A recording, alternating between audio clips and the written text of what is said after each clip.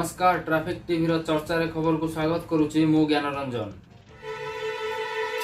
खबर गोटे पटे राज्य में लॉकडाउन और शटडाउन जारी रही सड़क दुर्घटना कमी राज्य परिवहन विभाग दर्शाई किंतु लॉकडाउन पर रास्ता खाली थिबा बेले बेनियम भाव गाड़ी चालना करिथिबारु दुर्घटना बढ़ुथिबा नजर को आसीची।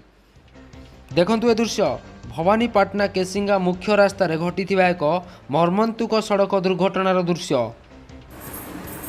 रास्ता सुनसान थिला, आगुरु आसुथिला एक जेसीबी। हठात जेसीबी भारसाम्य हराई डाहाण पटक माड़ी आसिबारु सामना पटु आसुथिबा बोलेरोटी धक्का देइथिला। फलरे कड़रे छिड़ा होइथिबा बाइक आरोही जनक उपरकू बोलेरोटी माड़ी आसिथिला। भाग्यवशतः बाइक आरोही जनक निश्चिंत मृत्यु मुखरू बर्ती जाइथिले।